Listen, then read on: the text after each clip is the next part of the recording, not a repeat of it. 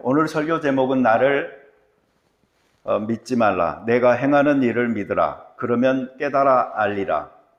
이 가운데서 중간 부분입니다. 내가 행하는 일을 믿으라. 지난주에는 나를 믿지 말라 하는 것에 대해서 설교했고요. 오늘은 내가 행하는 일을 믿으라. 여기에 대해서 말씀을 나누고자 합니다. 여러분, 사람 어떻게 알 수 있죠? 봐서 알 수 있나요? 거의 불가능하죠?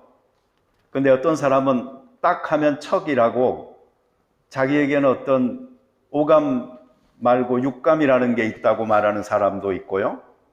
신기가 있어가지고 자기는 사람을 보면은 깊이 쉽게 완전히 파악을 해서 알 수 있다고 말하는 사람도 있기는 있습니다. 그러나 우리가 사람을 알려고 하잖아요. 그러면 그 사람이 무슨 일을 하는지, 어떻게 살고 있는지 하는 것을 봐야지 그 사람을 알 수가 있습니다. 행동이라는 것은 말보다도 훨씬 더 신빙성이 높습니다. 특별히 요새는 말의 공해가 너무나 심하잖아요. 자기 잘났다고 하는 사람들이 너무나 많기 때문에 그 말을 가지고 그 사람을 평가하기는 참 어렵습니다. 우리 같이 한번 따라 해볼까요? 삶이 증거다. 삶이 증거입니다. 내가 살아온 삶의 발자취가 바로 나인 것입니다. 특별히 오랫동안 가까이에서 심도 있게 지켜보고 함께한 삶이라는 것은 확실한 증거가 됩니다. 짧게 봐서는 오히려 더 잘 모를 수가 있어요. 속이려면 얼마든지 속일 수 있거든요. 그래서 사람은 길게 봐야 이 거짓이나 진실이 드러납니다. 전과 후를 비교해 봐서 이 전체적인 그림이 보이고 실체가 드러날 때에 우리는 그 사람을 안다라고 말할 수가 있는 것입니다. 우리 교회처럼 오랜 시간을 함께한 사람들로 구성되어진 이 교회, 이 안에는 거짓과 진실의 어떤 판단을 하려고 애쓸 필요가 없습니다. 우리는 있는 그대로 노출되어졌고, 우리는 그 사람이 어떤 사람인지를 단지 그 사람의 모습이 아니고 그 사람의 말이 아니고 지켜봐온 그 긴 시간의 역사와 더불어 완전히 알 수 있기 때문입니다. 요한복음 10장 25절에서 예수님께서 대답하시되 내가 너희에게 말하였으되 믿지 아니하였도다. 내가 내 아버지의 이름으로 행하는 일들이 나를 증거하시거늘, 이렇게 말씀하셨어요. 이게 무슨 말이냐면 내가 말을 했는데 너희들이 믿지 않았다. 그러면 내가 내 아버지의 이름으로 행하는 이 일들이 나를 증거하는 것이니까 그것을 믿으라 라고 말씀하고 있는 것입니다. 내 말을 못 믿거든 내가 행하는 일을 믿으라라고 예수님께서 말씀하시고 계시는 것이죠. 예수님께서 하신 일이 정말로 많이 있습니다. 그런데 어떤 일을 어떻게 중요하게 여기느냐에 따라서 사람들은 예수님에 대하여 다양한 이해를 할 수 있게 됩니다. 그래서 교파가 나뉘고 또 시대적인 여러 가지 운동들이 일어나기도 합니다. 시대적으로 본다면 이 기독교는 지금까지 아주 중요한 5가지 운동이 있었습니다. 그런데 이것들이 아무런 근거 없이 일어난 것이 아니고 예수님의 삶과 연관시켜서 각자가 본 그 중요하다 생각하는 부분들에 집중할 때에 이것들이 운동으로 일어나게 된 것입니다. Spiritual Formation Workbook이라는 책이 있습니다. 소그룹을 위해서 만들어진 책인데요. 이걸 5월 중순경부터 한 7, 8주에 걸쳐서 같이 좀 공부를 하려고 제가 준비를 하고 있습니다. 그런데 거기에 보면은 시대적으로 나타난 이 5가지 운동을 예수님의 사셨던 삶과 연관지어서 어떻게 설명하고 이것이 되는지 보여주고 있어요. 그래서 그 내용을 오늘 짧게 요약해서 여러분들에게 알려드리면서 우리의 신앙은 어떤 타입인가 하는 것에 대해서 좀 각자가 자기를 객관적으로 살펴볼 수 있는 시간을 가졌으면 좋겠습니다. 첫 번째로 예수님께서는 기도와 명상에 심취하셨습니다. 아마 성경 마가복음을 읽는 사람들은 이 부분을 잘 못 발견할지도 몰라요. 왜 그런가 하니 마가복음에서는 곧바로 예수님께서 무엇을 행하셨다 하는 것에 집중해서 이야기가 많이 되기 때문에 행동하시는 막 예수님을 여기저기서 바쁘게 볼 수가 있습니다.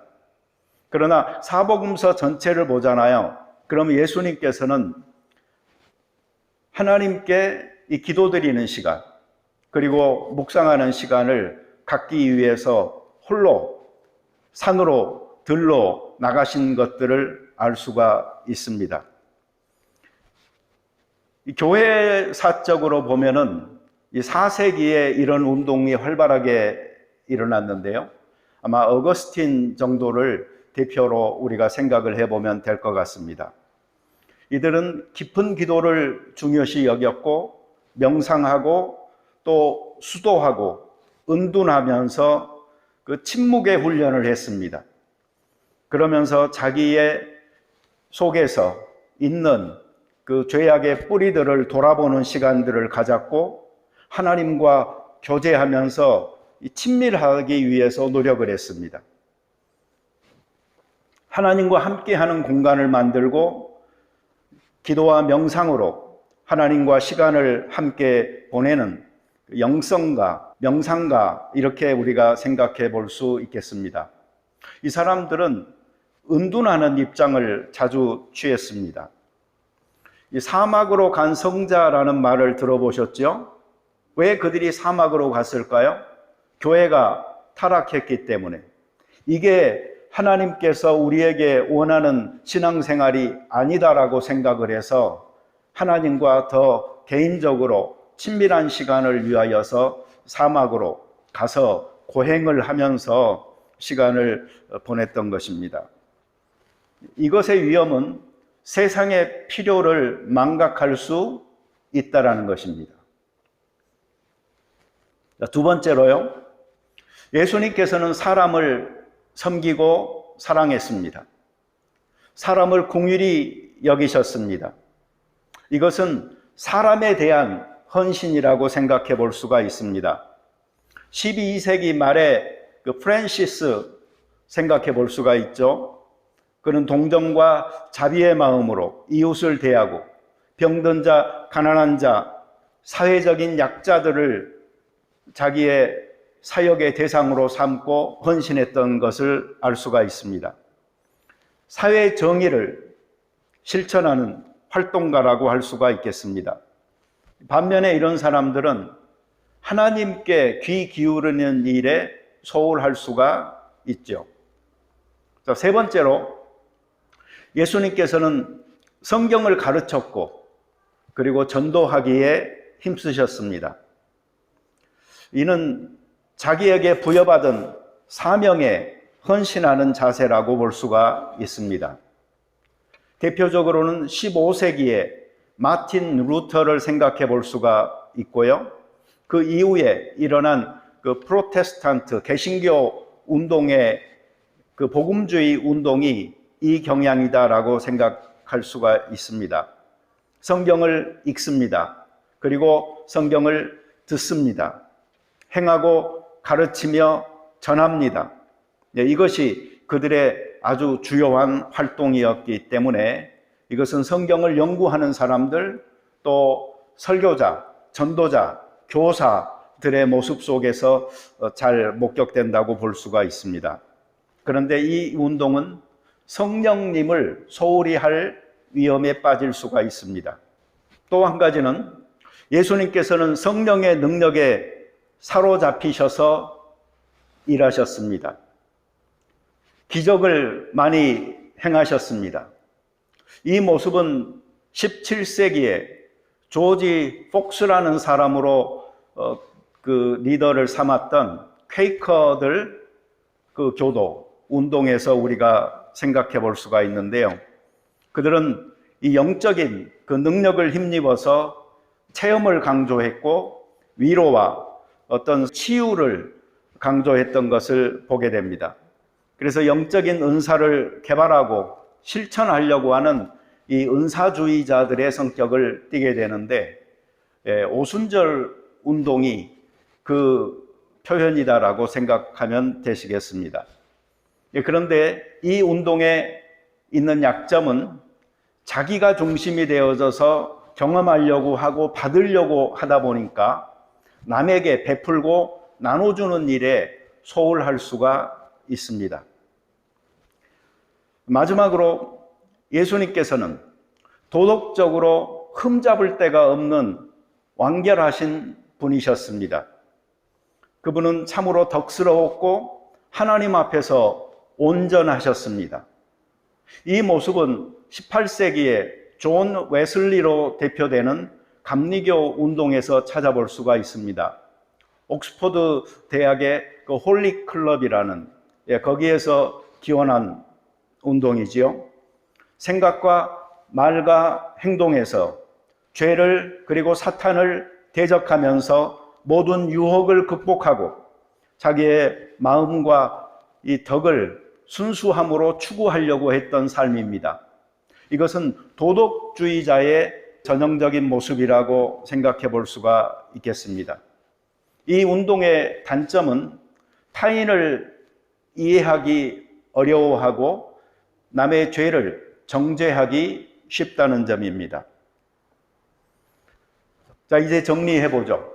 제가 크게 5가지를 말씀을 드렸는데 예수님께서는 과연 어떤 분이셨을까요? 어떤 일을 하셨을까요?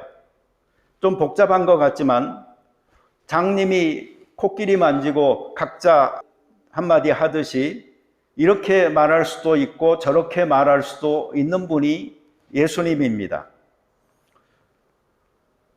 귀에 걸면 귀걸이고 코에 걸면 코걸이다라는 말이 있죠.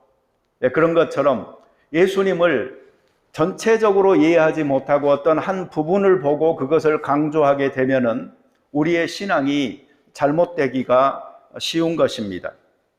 자기 나름대로 해석하여서 그냥 그런 예수를 자기가 믿고 있는 것이지 성경 전체에서 보여주고자 하는 예수님을 놓치게 될 수가 있는 것입니다. 실제로 현대에 우리가 가만히 보잖아요. 그러면 예수님은 좀 걸레가 된 느낌입니다. 예수님은 가만히 계시는데 한국 상황 정치적으로만 봐도 그렇지 않습니까? 극우에서도 극좌에서도 다 예수님을 이용해서 말하잖아요. 예수님이 이런 면에서는 참 불쌍한 겁니다.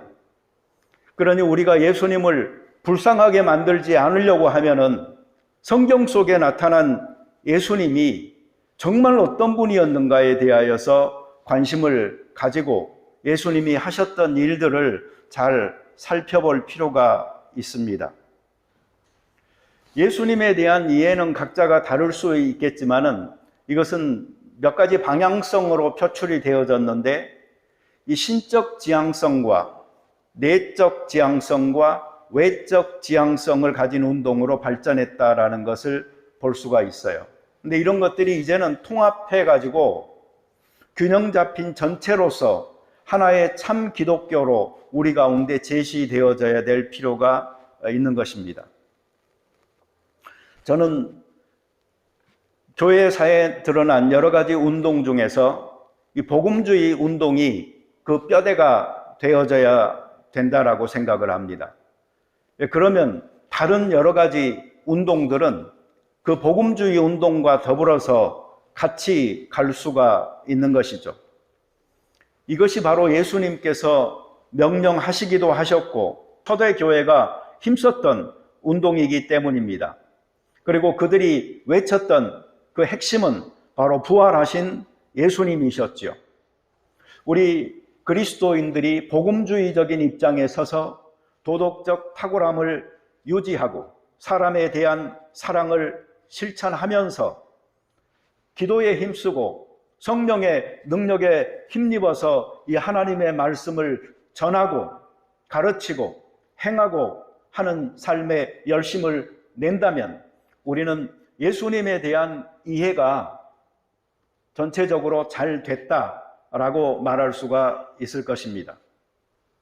이 공적인 영역에 있는 사람들은 공적인 영역 속에서 살아야 합니다.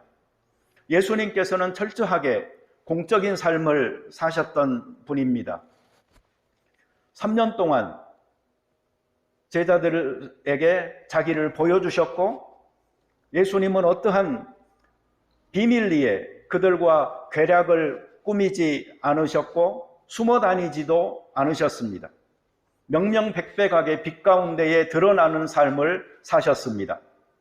그래서 마지막에 예수님을 잡으러 온 군병들에게 예수님께서 말씀하셨던 말이 내가 빛 가운데서 드러내고 다닐 때는 왜 가만히 있다가 이제 나를 잡느냐고 말씀하셨던 것입니다. 여러분, 이렇게 드러나면서 긴 기간 동안 심도 있게 자기 자신을 잘 보여주셨던 그 예수님을 생각을 할 때에 우리는 성경 속에서 관심을 갖고 예수님을 살펴보고자 한다면 정말 이 예수님이 어떤 분인지를 놓치지 않고 바로 찾을 수 있으리라고 생각합니다. 그분은 분명한 삶의 목적지를 향하여서 꾸준하게 한 길을 걸어가셨습니다. 인기에 집착하지도 않으셨고 가까운 사람들에 의해서 포위당하지도 않았습니다. 오히려 가장 가까운 사람들이 자기를 이해하지 못해도 아버지께 보냄받은 자로서의 부여받은 사명을 안수하기 위하여서 길을 가셨던 것이죠. 예수님이 어떤 일을 하셨는지를 분명하게 알 때에 우리는 예수님이 어떤 분인지 분명히 알 수 있습니다. 예수 상이 불분명하잖아요. 그러면 불분명한 예수인의 삶을 살 수밖에 없는 것입니다.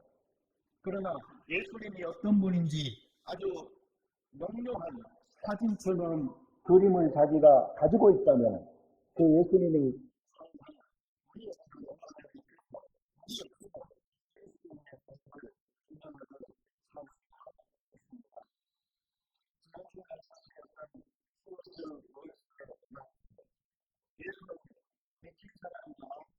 거짓말쟁이거나 하나님의 아들이어야 하는 것입니다. 우리 그리스도인들은 예수가 미친 사람도 거짓말쟁이도 아니고 바로 하나님의 아들이라는 것을 믿는 것입니다. 그리고 이 아들 때문에 증명이 바로 십자가 위에서 죽으신 예수를 하나님께서 3일 만에 다시 살리셨다라는 이 복음, 이 내용에 근거하여서 우리는 우리의 구원도 인침으로 확실하게 받은 것으로 믿는 것이고 우리의 영생도 그렇게 약속되어진 것으로 받아들이며 감사할 수가 있는 것입니다. 요한복음 14장 19절에 빌립에게 예수님께서 이렇게 말씀하십니다. 내가 이렇게 오래 너희와 함께 있으되 너가 나를 알지 못하느냐? 나를 본 자는 아버지를 보았거늘 어찌하여 아버지를 보이라 하느냐? 나는 아버지 안에 거하고 아버지는 내 안에 계신 것을 너가 믿지 아니하느냐? 내가 너희에게 이르는 말은 스스로 하는 것이 아니라 아버지께서 내 안에 계셔서 그의 일을 하시는 것이라. 내가 아버지 안에 거하고 아버지께서 내 안에 계심을 믿으라. 그렇지 못하겠거든 행하는 그 일로 말미암아 나를 믿으라 라고 말씀하십니다. 나와 하나님이 하나다라고 주장하시는 이 예수님의 말씀 속에 그 근거는 무엇이냐면 아버지의 일을 내가 행하지 않느냐? 그러니 그 일을 보고 나를 믿으라라고 말씀하고 계시는 것입니다. 십자가 위에서 죽으시고 부활하사 우리들 가운데서 하나님의 아들 되심을 증명하신 이 놀라운 사건이 부활절이었고, 우리는 그 절기를 이제 바로 지났습니다. 이 귀한 복음이 우리들 모두에게 예수님이 어떤 분인가를 믿으려고 하기 이전에 예수님께서 어떤 일을 하셨는가에 대한 관찰을 먼저 하시고, 거기에 대한 확증으로 예수님이 바로 이런 분이었구나라고 고백하는 놀라운 일들이 있게 되기를 바랍니다. 우리 같이 기도 드리겠습니다. 사랑해 주님, 감사합니다. 예수님을 무조건 신앙의 대상으로 믿어야 한다라고 강조하는 이 세상 가운데서 우리는 예수님께서 나를 믿지 말라고, 내가 아버지의 일을 행하지 않거든 나를 믿지 말라고 하시면서 나의 행하는 일을 믿으라고, 그리하면 깨달아 알리라고 하셨던 이 성경의 말씀을 생각해 봅니다. 우리는 예수님께서 제자들과 긴밀하게 드러나는 삶을 살면서 보여주셨던, 그리고 행하셨던 성경의 기록을 믿습니다. 그래서 우리는 예수님을 나의 주, 나의 하나님이라고 고백합니다.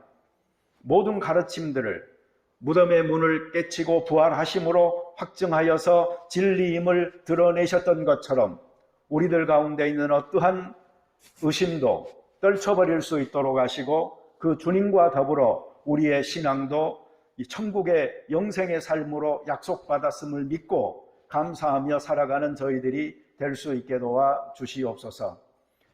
성경이 말하고 있는 예수님의 온전한 이미지를 우리가 확고하게 우리의 마음속에 새기면서 그 주님을 닮아가게 하시고, 그 주님이 하시고자 하셨던 일들을 우리들도 행해 나갈 수 있게 축복하여 주옵소서.